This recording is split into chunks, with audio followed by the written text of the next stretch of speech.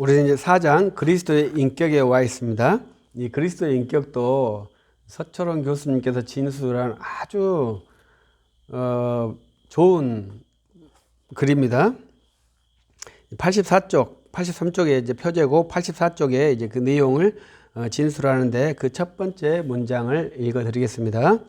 하나님은 성육신하사 신인이 되어 인류에게 오셨다. 그리고 인류와 함께 계신다. 승천 후에도 그리스도는 그의 인성으로 지금도 인류와 함께 하심으로 우리와 함께 하시는 하나님 곧 임마누엘이시다. 그는 독특한 신인 인격으로 계신다. 이런 내용입니다.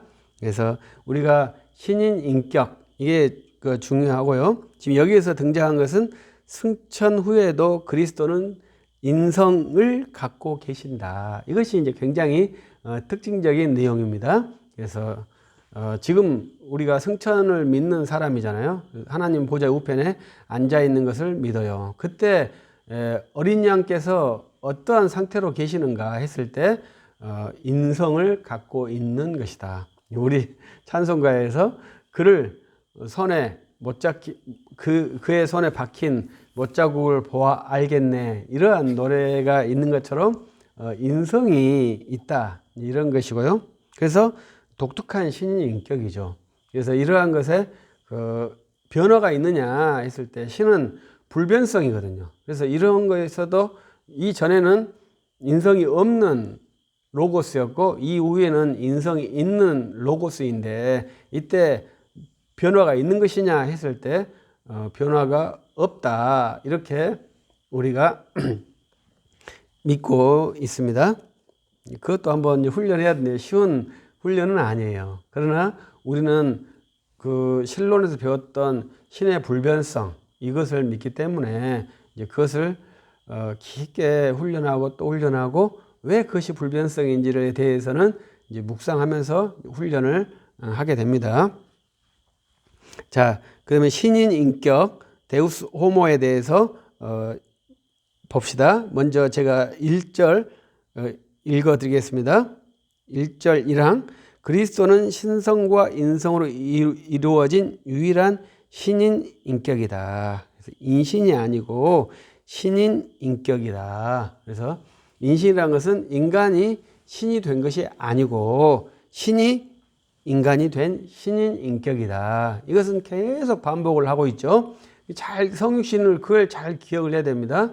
그래서 아래에서 위로 올라가는 그러한 하나님이 아니라 위에서 아래로 내려온 그러한 성육신을 지금 정통신학의 성육신으로 이해하고 그걸 놓고 이제 고대교회가 투쟁을 했는데 그때 이제 431년 에베소 공회의, 451년 칼케톤 공회의입니다. 근데 431년 에베소 공회의는 논란이 좀 있어요. 그러나 이제 451년 칼케톤 공회의는 굉장히 정확한 신경이거든요. 그래서 우리가 451년 칼케톤 그 회의까지를 정통교리라고 합니다. 그래서 7대 공회의라고 하는데 이 7대 공회의에서 4개까지만 정통 공회로 믿어요. 이제 칼빈도 그렇게 했고 서철원 박사님도 그렇게 하고 저도 그렇게 생각을 합니다. 그래서 정통 신앙이란 무엇이냐 했을 때 그 4개의 공회의까지를 인정하는 거예요. 그 공회의를 인정하는 것도 기법이 있습니다. 근데 천주교는 다 인정을 하죠. 그래서 그 다에는 마리아 무음설, 마리아 승천설, 교황 무유설 다 있어요. 그래서 325년부터 그런 교리까지 다 모든 공회의를 정통 공회의라고 생각하고 우리는 451년 이후에 공회의의 내용은 선택해서 받아요.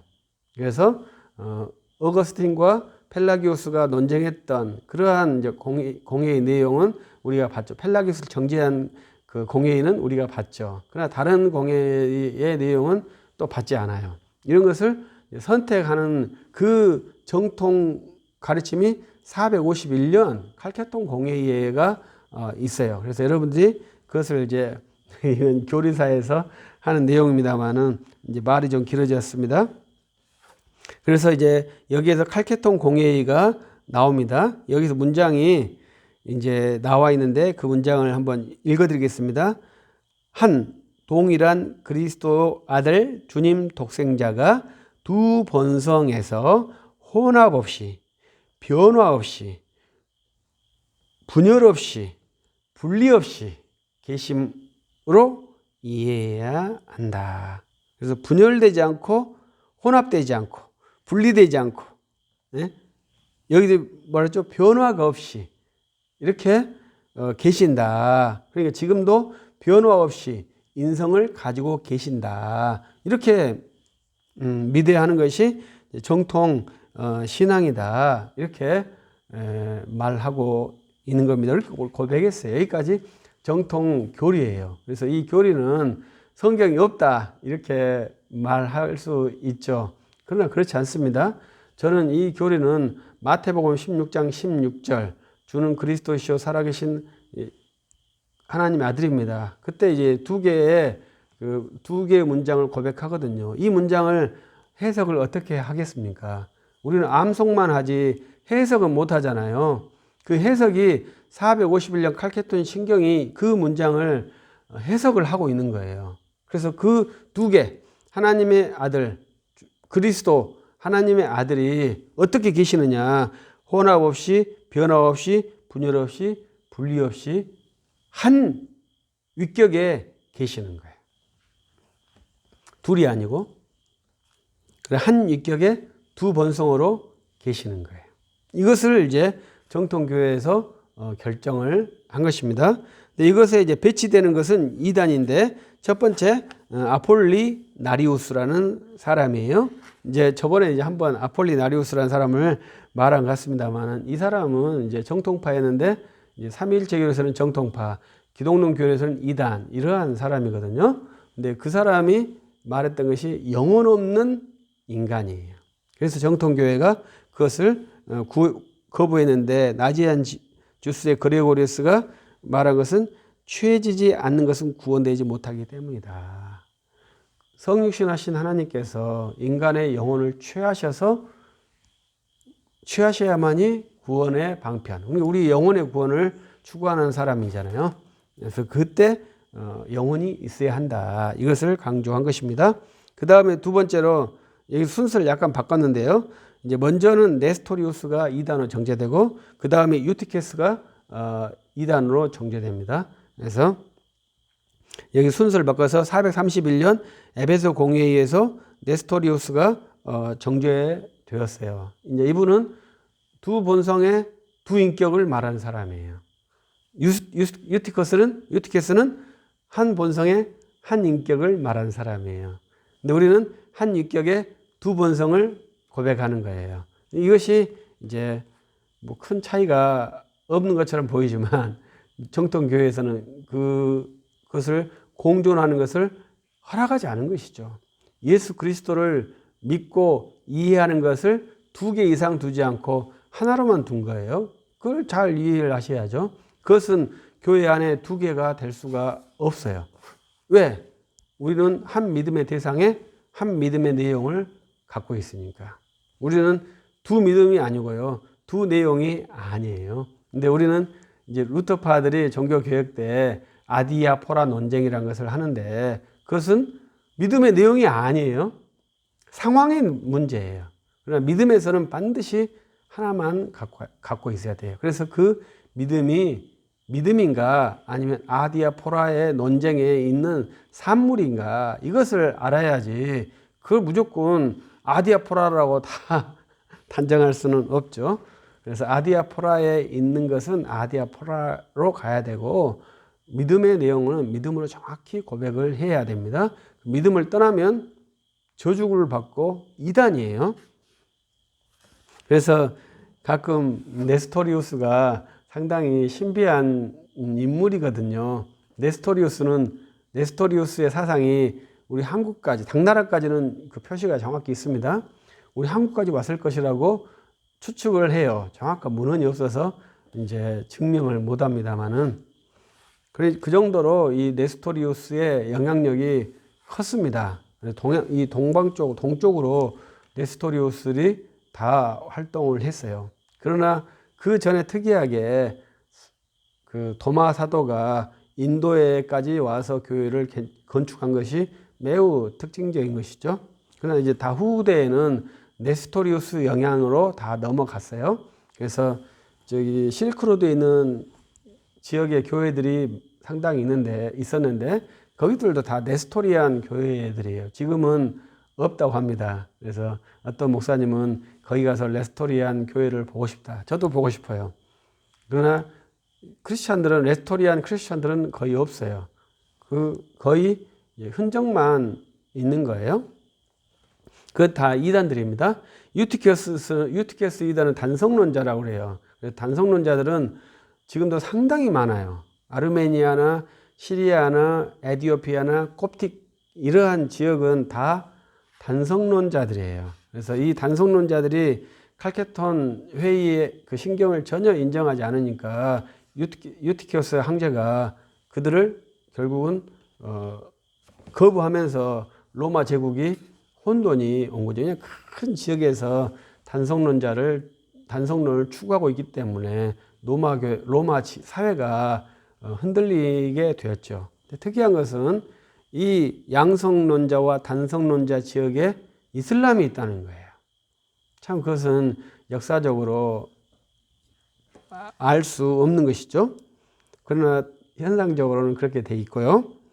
그 다음에 이제 케노시스 이론은 종교개혁 때 일어난 것입니다. 이제 이러한 부분에 대해서는 이제 많은 그 공부를 더 해야 한다고 저는 생각을 해요. 그러나 이제 케노시스 자기 비움 체계는 자유주의에서도 많이 주장하고 있는데 면밀한 이해를 해야 합니다. 그래서 그것을 좀 더 공부를 많이 할 수 있기를 바라고요. 이제 근세 신학에서는 이제 인간 인격만 주장을 하는 거죠. 신이 없으니까 인간 예수로 왔으니까요. 그래서 성육신을 부정하면 이제 한 인격이 두 번성 이게 아니라 한 인간의 인격 이렇게 정리를 해버린 것이죠. 그래서 이제 90쪽에 보면 그리스도의 신격이 신인의 인격이고 인간 본성은 종속적이다. 밑에 줄 로고스 제2인격 곧 그리스도의 신격이 신인의 인격이고 인격 본성은 종속으로 존재한다. 이것이 이제 성육신의 기본 이해입니다. 이제 우리가 항상 하는 것은 명료한 답이 없습니다. 계속 훈련하는 것이죠. 명료한 답이 있으면 그것은 개인의 취향이지 보편적이지 않아요. 우리 기독교 신앙은 보편적이잖아요. 그래도 보편적인 답이 없다 이 말이죠. 그것이 참 어렵지만 또 쉽기도 하는 것이죠. 신천지는 쉬운 것 같지만 어렵죠. 왜냐하면 거기는 정답이 있잖아요. 그래서 제 친구도 신천지로 넘어갔을 때 성경에 정답이 있다는 것은 거짓말이다. 그런데 또 그렇지 않대요. 답이 없는 문제가 어딨냐요. 답이 있는 문제가 어디 있겠습니까? 답이라고 착각은 할 수 있지만 그건 답이 아니죠. 그래서 우리가 하나님을 알 수 없어요. 그러나 하나님을 알도록 허락해 주셨어요. 계속 하나님을 알려고 노력하고 기도하고 헌신하고 간구하며 나아가는 것이지 그 잡았다는 것이 잡은 게 아니에요. 또 모르는 것이 모르는 게 아니에요. 그것이 이제 쉽지 않는 것이죠. 그래서 우리가 이것은 그럼 인간은 뭡니까? 항상 말하는 거잖아요. 하나님이 다 하면 인간은 무엇입니까? 이러한 질문 때문에 그러는 거죠. 그리고 또 반대로 우리가 전적으로 책임도 있죠.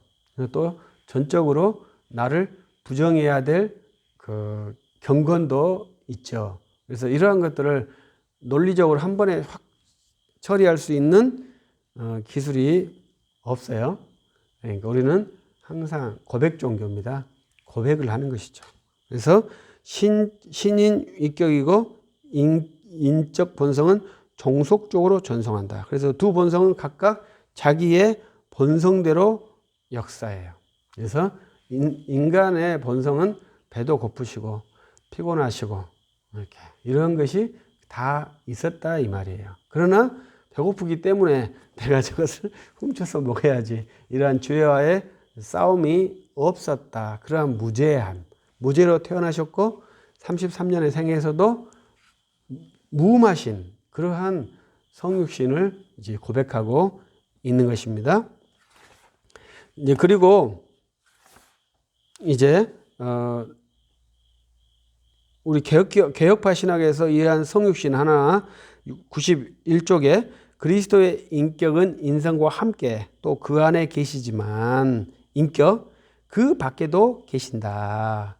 왜냐하면 유한은 무한을 다 포용할 수 없기 때문이다. 이것을 아타나시우스의 가르침이고요. 이것을 우리 칼빈파들은 잘 수용해서 엑스트라 칼빈이즘이라 하거든요. 그래서 그리스도께서 창조주시지만 만유의 주님이시잖아요. 그 만유의 주님께서 33년 동안 만유의 통치를 중단했는가?